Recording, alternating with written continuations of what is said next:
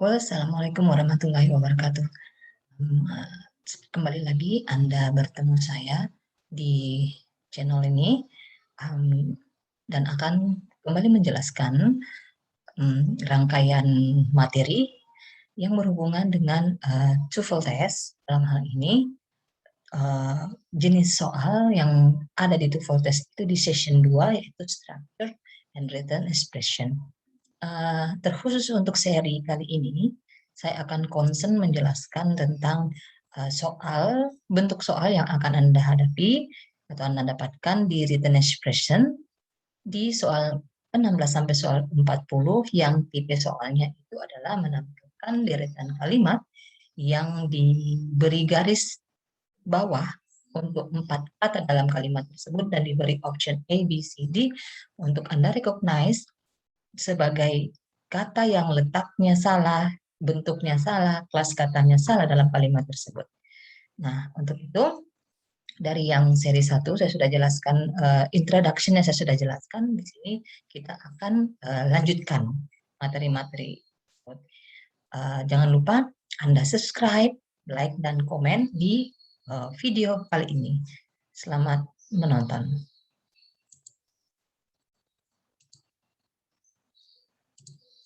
Oke, kalau di seri 1 saya sudah menjelaskan skill 21, yaitu kesesuaian antara subjek dan verb, di mana subjeknya itu include di dalamnya itu adalah prepositional phrase. Untuk kali ini, saya akan menjelaskan tentang bagaimana kita merecognize sebuah subjek terhadap verbnya, di mana subjek tersebut itu include dengan expression of quantity, atau subjeknya itu diawali dengan expression of quantity, and kita harus menemukan objek dari expression of quantity tersebut untuk kita recognize dan membuat sebuah agreement antara verb atau dalam kalimat predikat. Oke, kita mulai saja bahwa expression of quantity tersebut ya itu banyak, dan terkadang dalam kalimat subjek itu diawali dengan expression of quantity. Contoh, dalam ketiga kalimat ini diawali dengan expression of quantity seperti ini. Nah, tugas kita adalah menemukan objek yang mengikutinya, atau objek yang muncul setelah expression of quantity tersebut. All of, all of, all of. Tiga kalimat ini berbeda.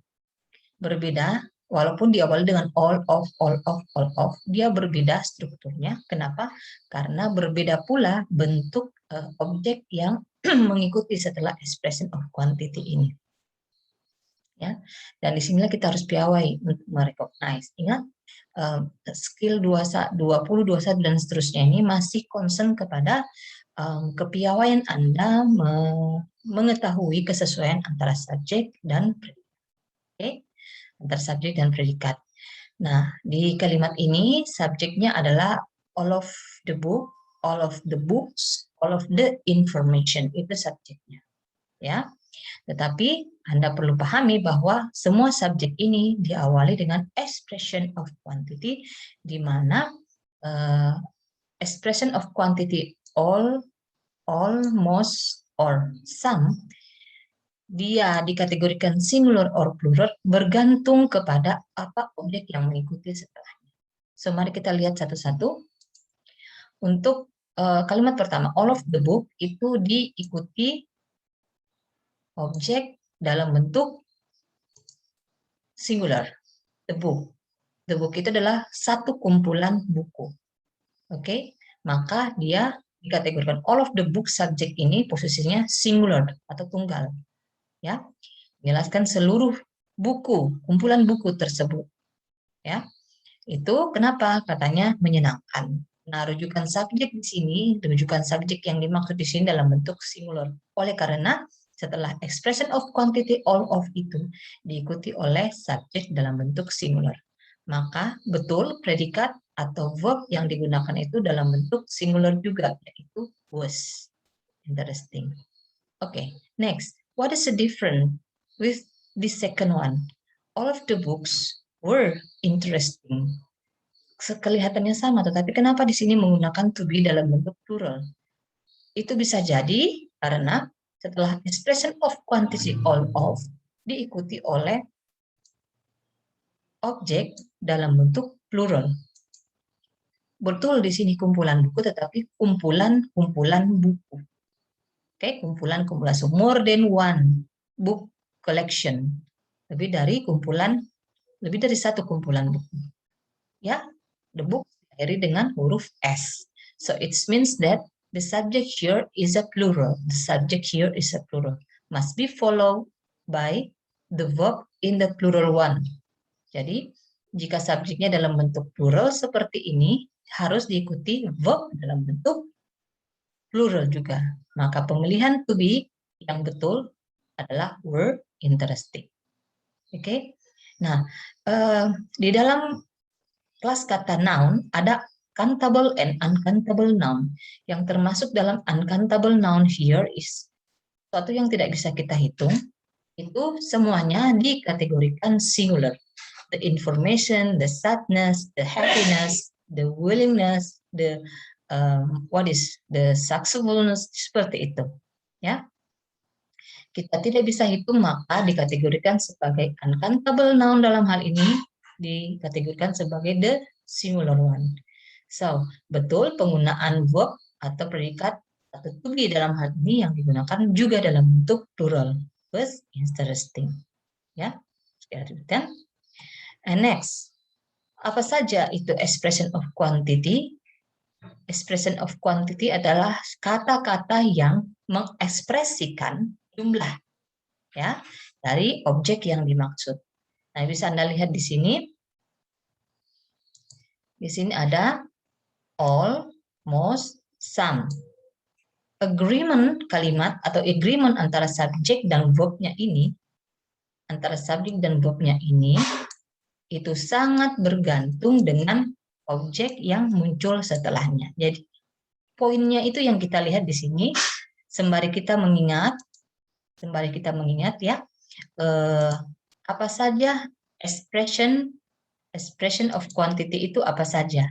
Ya, expression of quantity itu apa saja? Itu yang kita mesti ingat. Kemudian all, most, some, half, ya, itu adalah expression of quantity.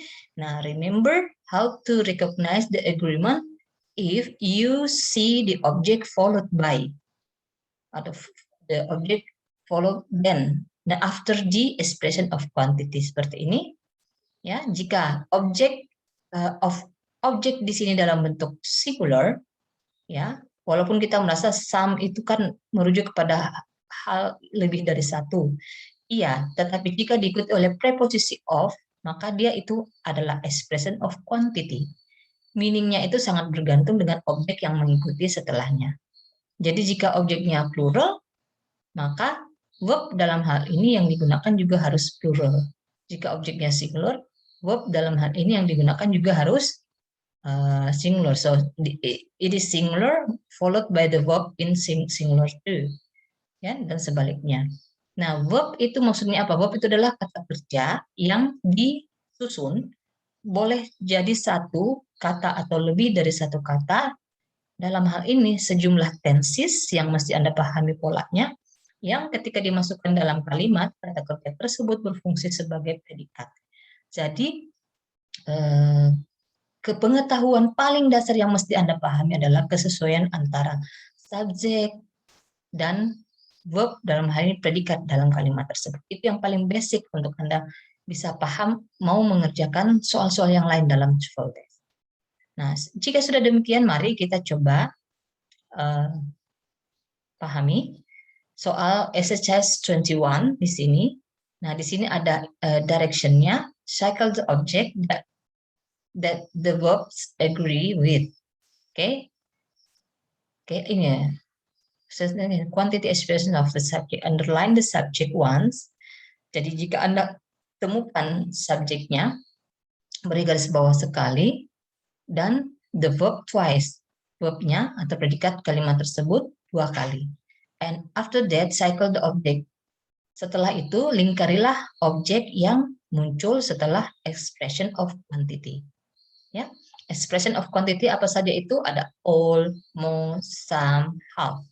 Ya, diikuti oleh preposisi. Nah, temukanlah jika Anda mendapatkan objeknya, itu Anda lingkari. Ya, expression of quantity-nya Anda beri garis bawah sekali untuk to determine ya your confuses about where is the subject actually. Jadi Anda expression of quantity-nya Anda beri garis bawah sekali, kemudian temukan verb-nya beri garis bawah 2 kali, and how to recognize dengan cara Anda melingkari objek yang muncul setelah expression of quantity tersebut. Jika singular, maka seharusnya verb-nya atau predikatnya juga harus dalam bentuk singular. Ya, begitu cara mendiagnosisnya. Oke, kita lihat nomor 1. Kenapa di sini correct? Ya, kenapa dia correct? Karena di sini expression of quantity-nya adalah kita kalimatnya the witness so that. Ini adalah complex sentences. Dalam kalimat ini ada klausa yang menetap diantarai oleh reflexive pronoun that. But the problem is after the reflexive pronoun ini yang kita mau identify, ya. Nah, ini expression of quantity-nya sudah. Ini sebagai subjek. Oke, kita beri garis bawah kali. Kemudian ini adalah predikatnya atau verb-nya. Sudah. Nah, kenapa dia korek? Dia korek karena ketika objeknya kita dapati, ya, objeknya dalam bentuk singular, the fire. Oke, the fire in the hills. Ketika kita pertemukan dengan verb-nya atau predikatnya dalam hal ini, dia juga dalam bentuk singular. So, object of expression of quantity ini dalam bentuk singular, kemudian verb-nya, predikatnya dalam bentuk singular, maka there is an agreement with subject and the verb here. So, the number 1 is correct. Tetapi sayangnya untuk soal nomor 2 incorrect. Why? Because of what? Let me see. The subject here, this one, in the expression of quantity here, and where is the verb? The verb, let me identify it first, and then after this we try to recognize. Look at the sentence number 2. Why is it incorrect? Because of what? When we found the object after the expression of quantity, ketika kita mendapatkan objek setelah expression of quantity sum of, kita temukan objek dalam bentuk plural. Seharusnya, ya. Nah, seharusnya verb-nya di sini, predikatnya sini harus dalam bentuk plural juga. Tetapi yang tertulis dalam bentuk singular. Yang mana itu? Penggunaan to be yang digunakan adalah was released. Oke, was released. Nah, ketika kita dapati tidak ada kesesuaian, maka kita harus mengatakan soal nomor 2 ini adalah incorrect. Ya, itu. Kemudian bagaimana dengan soal nomor 3? Nah, ikuti saja arahannya di atas seperti biasa. Temukan dulu expression of quantity-nya. Itu awal dari mendapatkan subjek yang sebenarnya dalam kalimat ini. Kita cari, ini. All of expression of quantity. Kemudian temukan mana predikat di sini. All of the student in the class taught by Professor Robert. Ya, cukup panjang ya. Nah, begitulah soal dalam kalimat dalam TOEFL test. Jadi Anda diberikan kalimat yang betul-betul sebagai komponen kompleks sentence.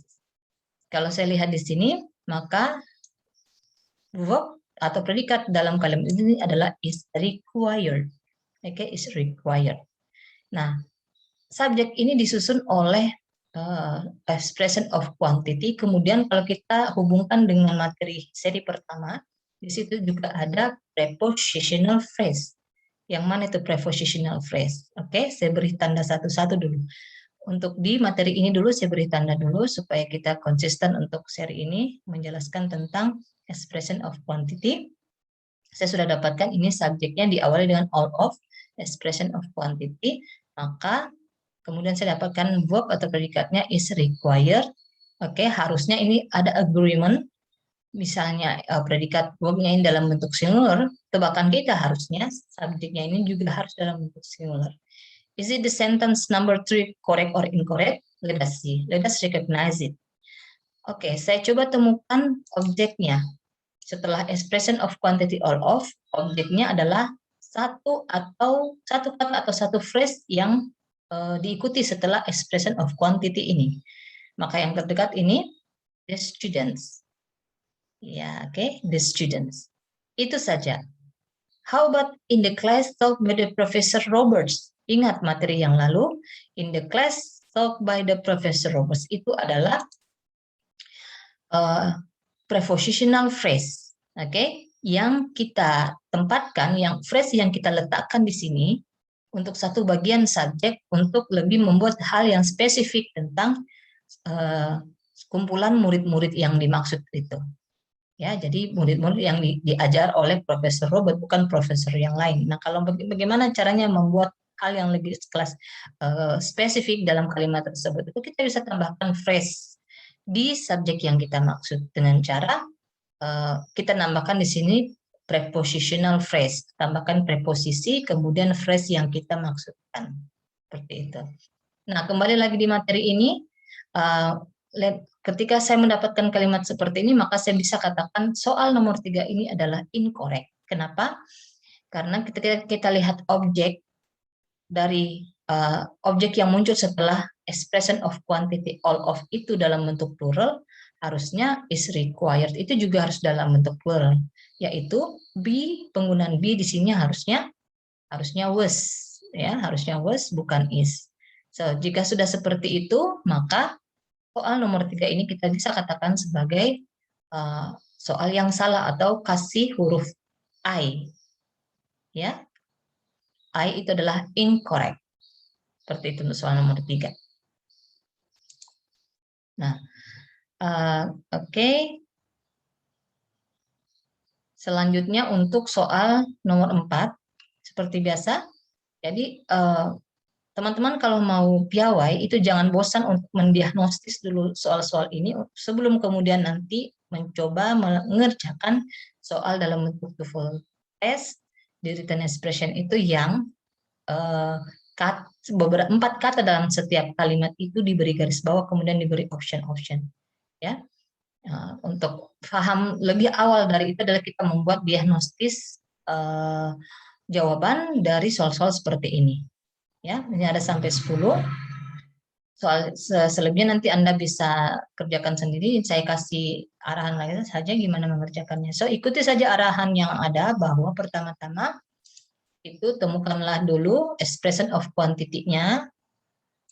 Ini, karena saya tidak bisa menggaris, saya kasih bentuk warna seperti ini. Kemudian, all of the food that we are serving to the guest, that we are serving to the guest ini ada klausa yang ditambahkan, itu wajar, biasa terjadi dengan menambahkan reflective pronoun that, kemudian ditempatkan lagi kalimat di sini, itu namanya klausa, ya. Jadi ini adalah complex sentences. Nah, verbnya di mana? Predikatnya di mana? Jangan pilih are serving, karena ini adalah sebuah klausa yang dihadirkan dengan ditambahkan reflective pronoun that we are serving to the guests, ini kalau kita buang, kalimat sebenarnya adalah all of the food are still in the refrigerator. So, verbnya, predikatnya dalam hal ini adalah to be are, posisi atau berada. Ya. Nah, kita sudah dapatkan expression of quantity yang digunakan ini all of, kemudian predikatnya, verbnya dalam hal ini digunakan adalah to be are. Are itu merujuk kepada hal sesuatu yang jamak atau plural.